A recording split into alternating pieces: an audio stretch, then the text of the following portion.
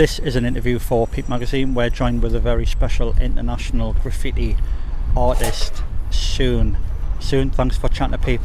No, absolute pleasure. Brilliant, mate. We've seen you about a lot of times. I think the last time I've seen you was at Elements Street Art Festival. Yes, I was painting down there.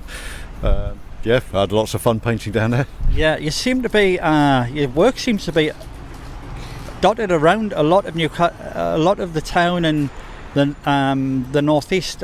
One in particular that I know we're jumping the gun a bit, but one that I want to talk about straight off the bat is: did you do a portrait of Keith Flint? Yes, from the Prodigy? Yeah, that was a long time. Yes, that was a long time ago on the side of the stage, and I think it's still there. Yeah, I did that. Yeah. Can you maybe talk about how that came about? Well, he died. Keith died, so got asked to sort of paint a portrait of him. To be fair, I've I've absolutely loved the Prodigy, and I've seen them over the years and been to even some of the first raves and that sort of thing. Right. Yeah, so I was bouncing about to that, I think. Can you tell a little bit about what's happening today? Today is it's basically a jam. The idea of it was the idea of it was monsters and rockets. So a few people have turned up, and a few people are painting monsters, and a few people are painting rockets, but not that many, to be fair. Like normal with graffiti jams, people are just doing their own thing. Yeah, I mean, it's I suppose the analogy could be like organising a reggae band. Have you heard that one before? Yeah, I've heard that one. Or just herding cats, really, isn't it? Yeah. Yeah. It's quite hard. It needs a lot of skill to do it. Stroppy, hungover, battered bats normally. Do you like cats? I mean, cats? Yeah. I mean, if there's a man to do it, it's got to be Sandy, isn't it? Yeah, no, he's pretty good at that sort of thing. He can talk lots of people into lots of different stuff. Yeah. Well done, Sandy. Gauging, well done, Sandy. Gauging by your accent, I wouldn't put you down as someone who is from the northeast. So can we ask a little bit about how is SUNE the artist in Newcastle, and maybe how did you end up here? How did I end up there? My girlfriend, she forced me to come up here. She looked like my daughter's mother.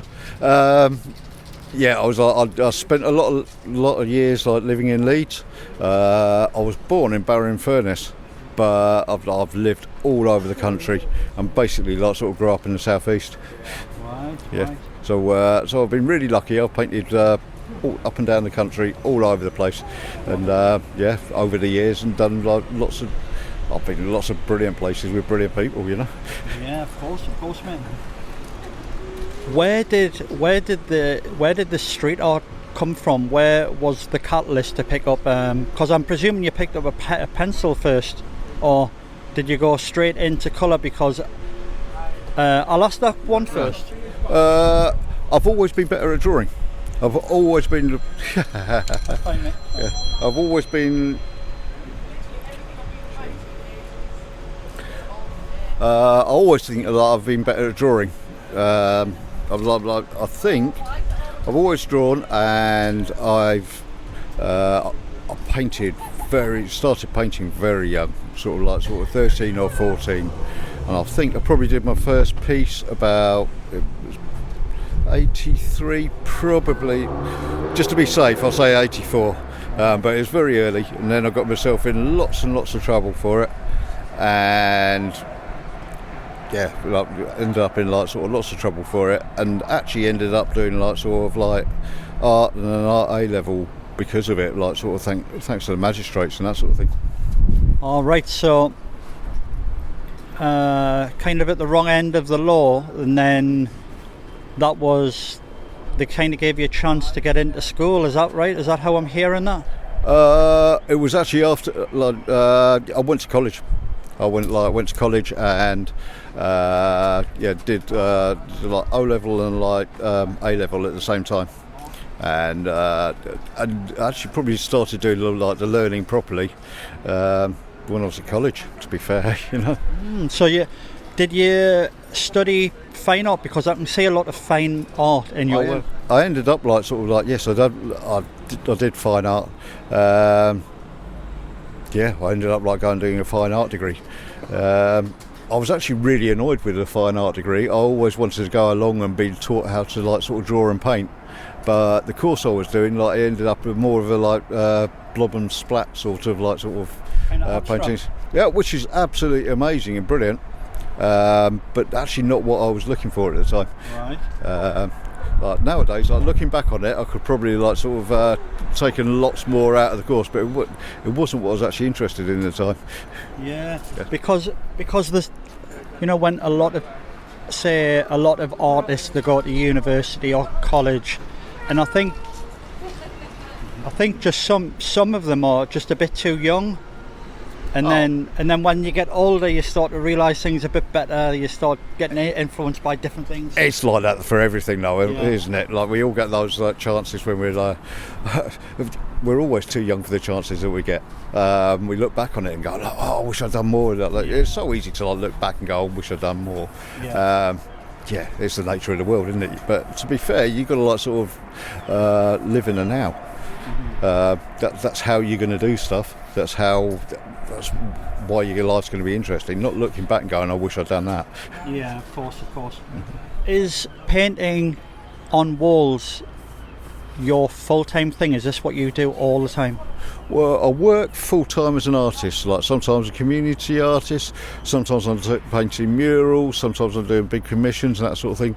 I'm also like quite happy in the studio doing oil paintings, like take commissions of different things. I do all sorts of stuff all over the place. I spend a lot of time we're working with youth offending teams and that sort of thing, going to prisons, going to hospitals, all sorts of different things. We're working with different people, like people with like sort of learning disabilities, like. Yeah, because I'll look at your work and I see a lot of colour selection, nice tones, nice compositions, and I knew you came from a fine art background. I can see that. Thanks, I think. Yeah, I can see it. Yeah. So, is it still called the Sage down over Gateshead? I think it's the Glass House. The Glass House. Yeah. So I don't know if I've seen it there, but I think we've mentioned the Keith Flint. But there's another one next to it. Is that yours as well? Is it Gil Scott Heron? No, I didn't do the Gil Scott Heron one. Right. No. I've seen another piece of work where maybe you've done David Bowie mural, a Ziggy Stardust. Yeah. Yours, isn't it? Well, not the one in Newcastle. Like I've done a Ziggy Stardust mural down in where was it? I'm trying to remember where it is. In Hartlepool. Hartlepool. Yes. I think that's where I've seen it. I haven't been, but I've seen it online. Yeah, so that was sort of basically like sort of a commission for like sort of a mural, but it was in a back street, just off like sort of Church Street. I had a lovely time doing that. Yeah. So what's the plan for the future then? Are you going to keep doing this? Have you got plans to maybe do a book, or I mean, a lot of artists now are doing books, aren't they? I'm sure they are. I haven't really thought about doing a book. I've got an exhibition coming up in the next 2 weeks, but we haven't done any painting for it yet, which is quite normal for me. So that's going to be at the Globe Gallery in like North Shields with Mark 187 and Cack-Handed Kid. So that's happening in 2 weeks, and we've got a lot of that. So we're going to spend the next couple of weeks in the gallery, like sort of painting and making a horrible mess, and hopefully it'll like have a good opening night and that sort of thing. Yeah. I was just that you mentioned Cack-Handed Kid. I was just at an exhibition last week. Hope is a Radical Act. Yeah. I was kind of half expecting to see you there. Were you down there? I wasn't down there for the opening night, but I did go down and have a look because I love the idea behind it. Yes. I think like sort of Hope was a Radical Act is just like sort of a beautiful starting point for work. I think yeah. I thought the exhibition was great, but I absolutely love the idea behind it. Yeah, man. How do you find getting on with other graffiti artists, street artists? Do you find it a kind of seamless act, or do you get resistance because of your style of work? Because I chat to a lot of street artists and graffiti writers, and sometimes they get on, sometimes they don't, sometimes they want to stay like outside of the scene kind of thing, even if there is a scene. Do you find that you collaborate quite a lot with other artists? I'll collaborate with other artists all the time. I like other people. I like other people. I like what they bring to I like working with lots of different people. I love seeing other people's work. I don't personally, I don't have a problem between street art and the graffiti or the crossover. I don't in any way whatsoever. And to be fair, no, I don't. I have virtually no grief whatsoever. In Newcastle, anywhere, to be fair. People are I don't know why, genuinely, kind to me, and like anything, stuff gets crossed out, gets gone over, but that's the nature of the game. That's absolutely fine by me. It's just that means more people can go and paint over the top. That's fine. Yeah, of course. I ask nearly every artist who I chat to. I always ask about school. Did you find that you got the right motivation and help within school, within the art department, or were you kind of didn't find anything that enthusiastic? School, I think when I was in school, I think the art department was the place where I was happiest, but at the same time I didn't really do well in schools at all. So it wasn't till later. I always knew that I loved painting and drawing. But I think I started to learn about things properly when I was a bit older. Or maybe I just had to mature a little bit anyway. Yeah, I think it comes to we're old, and we're mature at separate times. There's no clock on it. It's we'll get there and we're on time. Yeah, absolutely. I think I'll just have to agree with that. Yeah, of course. So when you graduated from university, what happened then? What was on your mind? I know you mentioned, did you go to university in Leeds? Yes, I did. Yeah. You went to university in Leeds, so then you graduated. Then what happened then? Did you come to Newcastle then? No, not straight away. Not straight away. But what happened then was the first thing that happened to me graduating was I took part in an exhibition at the Royal College of Art. Which was great with lots of it was called Northern Graduates or something along those lines, and it was just it was a pick of all the graduates from the north of England, so which was an amazing place to go and see what other people were working on. But like anything, it probably happened too soon, so I didn't make the most of it. So after that, I was a bit sick of the art world, so I started started working in the theatre world. Oh, really? Yep. So I basically disappeared into the theatre world, which was absolutely brilliant. I love working backstage. I started off just painting and building props for Opera North, but from there, I ended up working in lots of different shows. West Yorkshire Playhouse. So I've been. Done lots of things. I've been a stage manager, assistant stage manager, taken shows all over the place. I've been really lucky and toured all over England, which was great because I could just chuck paint on the back of lights on the wagon. And working the theatres at night, and then run about and paint all over the place during the day, which was absolutely wonderful. Wow, you've really done your apprenticeship.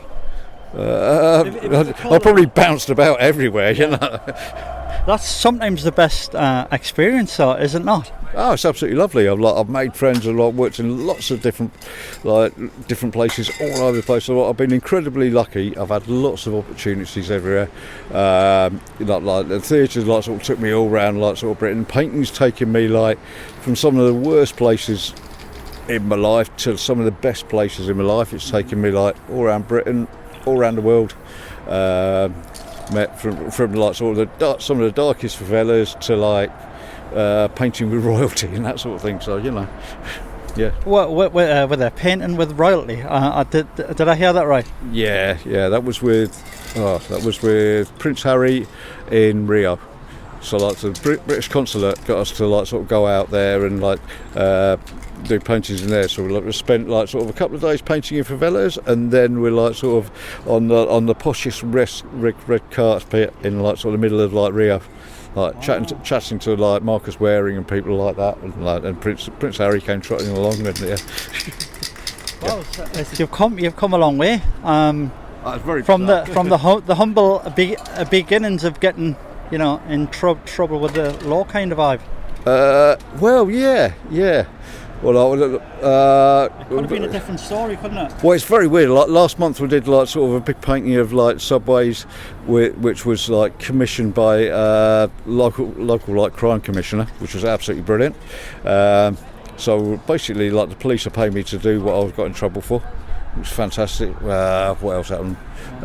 We've been doing over the years like lots of stuff with North Tyneside, like youth offending team, and one of the blokes I was working with was an incredible, amazing bloke, Justin. But he's basically like Princess Anne came along and like said, "Well done to us all." Yeah, that's really cool. Yeah, that is nice, mate. Mm-hmm. Is there, obviously you're hugely influenced by contemporary art and maybe traditional art as well. Is there an artist or artists that you have maybe been influenced by, or someone that you're inspired with? I get inspired by everyone. I look all over the place. I love I've always loved Rembrandt. It's amazing. I love the darkness of like sort of Goya and that sort of thing. But then you got like figure stuff like sort of Lucian Freud, Celia Paul, people like that. But I genuinely like sort of love seeing other people's work and painting from history, from like the stuff that's happening now. It's amazing. It's amazing. I love the visual world. It's great. I love it. Do I love the art world? Yeah, I think I probably do love the art world. Yeah. I mean, I've got a bit of a saying where I understand art, but I don't understand the people involved in art. I mean, would you agree with that? I'm not sure. I think like I want art to be like sort of music. We all know whether we like music or not. So I like music. There's some shit music all over the place, and there's absolutely incredible stuff in different genres, like sort of everywhere. And I think, I'm not sure about people who go into like an art gallery and really quiet and respectful. I don't particularly want that. I want people to go in there and go like, this is brilliant, or like, this is really interesting, or this is a pile of shit. You're like even if something's a pile of shit, you're talking about it. You know, and I think that's one of the things. But I think art should ask questions. Yeah, of course. Yeah. And art galleries shouldn't be like libraries. You know, like we've got to be quiet, you've got to whisper, and you've got to point, and you've got to rub your chin. No, I don't think you need to be. Yeah. I don't think they need to be at all. I think they could be like fun. Well, for me, they should be fun places. You go in there to like have some sort of an experience. Yeah. I think the whole art scene now, right, is changing, because when I was a kid, and you know, when you bunk off school, and me and the lads would bunk off school and would say, oh, come on, let's try and get in an art gallery. And then you'd go in the art gallery and you just get chased out, because you know, the guy would see 3-4 kids, get out, you shouldn't be here. And that's the kind of vibe you got from fine art, or you know, contemporary art or abstract art. But I really feel now it's starting to change, and I'm seeing a lot of kids. I'm seeing a lot of artists bringing their kids down, and the kids are getting involved. I mean, you would never see that 25 years ago. I would never see that, and or even 30 years ago. How do you feel from when you were, what I'm talking about, bunking off school and the whole art scene, the whole art world? In school, it wasn't really a career option to do what you're doing. I bet you it was never spoken about. Like, no, you could write on walls, you know, you could make a career out of this. No, like, do you know what I mean? No, I think society in like general was like is changed. There's changed. I think for like a lot of time, I think Britain was. It was interesting going to Europe and like sort of seeing the murals all over the place, and coming back to like sort of Britain and seeing it as like sort of actually still quite dark, and the idea of like sort of paint all around you, like sort of like towns and that sort of thing, seen as a bad thing. I want the world that I live around to be like a bright, colourful place. I think it's better like that. And I think like nowadays, I think, you know, like sort of people are getting older, the generations are like sort of changing and that sort of thing, and people are just more interested and more open for artwork in general. You know. Sune, thanks for chatting to Peep. Absolute pleasure. Been wanting to do it for ages. This interview is completely off the cuff. I seen him along the balcony and I says, right, we've got to chat to him today. I've got to chat to him today. I didn't rehearse this.